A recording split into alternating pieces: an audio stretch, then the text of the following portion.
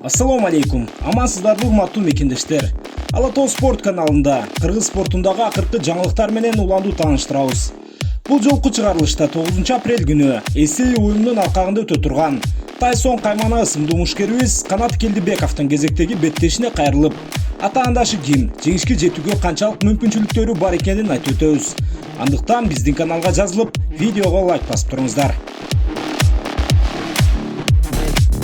Кыргызстандагы эң таанымал мушкерлердин бири Канат Тайсон Келдибеков октагонго кайтат. Ал акыркы беттешин былтыр ноябрь айында өткөрүп, орусиялык Александр Матмуратовго жеңилип калган болчу. Бул жолу анын каршылашы грузиялык Важа Циптаури болоорун ички булактар жазып чыгышты. Азырынча Эсей уюму расмий түрдө бул беттеш тууралуу жарыя кыла элек. Бирок ага карабастан Келдибековдун жанындагылар бул беттеш болоорун ырасташууда. Демек жакынкы аралыкта расмий постер дагы көрүшүбүз керек. Эми кыргыз мушкери тууралуу жакшы эле маалыматтарыңыздар бар. Бирок анын каршылашы тууралуу кененирээк айтып өтөлү. Важа Циптаури 24 жашта. Кыргыз ММА күйөрмандарына такыр бейтааныш деп айтуу кыйын. Себеби 2017 жылы ВФ уюму Бишкек шаарында өткөргөн Кыргызстан-Грузия командалык турниринде келип катышып кеткен. Анда кыргызстандык Бектурсун Кайыпназар уулун калыстардын чечими менен утуп алган болчу. Жалпы өткөргөн беттештеринин саны 11. Анын 9-unda жеңишке жетсе, бир беттеши тең чыгуу менен жыйынтыкталып, бирөөсүндө жеңилүүгө аргасыз болгон. Бирок жеңилүүсү деле карьерасынын алгачкы этаптарында болгонун белгилеп өтүшүбүз керек. Буга чейин М1 глобал уюмунун эң жеңил салмак категориясында топ мушкерлердин катарына кире алган. Тактап айтканда, М1де титул үчүн талапкерлердин бири эле. Себеби ал уюмда 6 беттеш өткөрүп, бир дагы жеңилип көргөн эмес. Балким биздин мекендешибиз Бусурманкул Абдибайыт уулундай ал жактан титулдук беттеш күтүп жүргөн окшойт.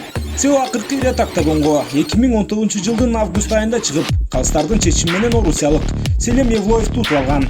Циптауринин эң башкы артыкчылыгы бул анын ылдам кыймылы жана күрөштөгү чеберчилиги. Бирок бутка туруу абалында дагы мыкты беттеше алат. Ал эми Канат Келдибековго келе турган болсок, грузиялык ата-андашына караганда дээрлик 2 эсе көп беттеш өткөргөн. Тагыраагы 26 ирет проф октагонго чыгып, анда 20 жолу жеңүүчү аталган.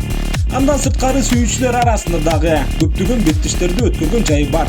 Демек Циптауриден тажрыйбалуураак десек болот. Эң акыркы беттешинде 66 кг салмакта беттешке чыгып, каршылашына караганда бир топ көлөм жагынан кичинерээк көрүнүп калды.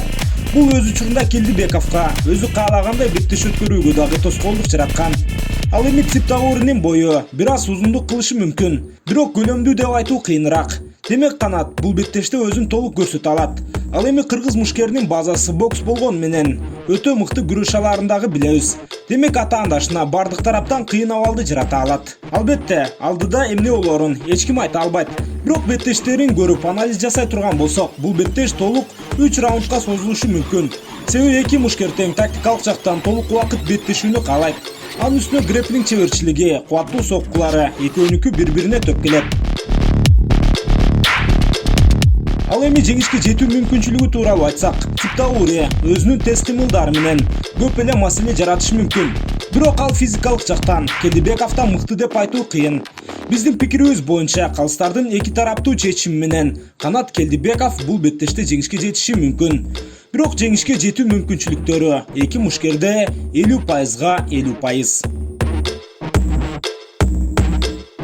Урматтуу достор, биз бул чыгарылышта Канат Тайсон Келдибековдун алдыда күтүлүп жаткан беттеши тууралуу айтып өттүк. Эми калганын беттеш өзү көрсөтөт. Берүүнү даярдап алып чыккан мен Нурсултан Турузбеков болдум. Каналга жазылыңыздар, видеого лайк басыңыздар.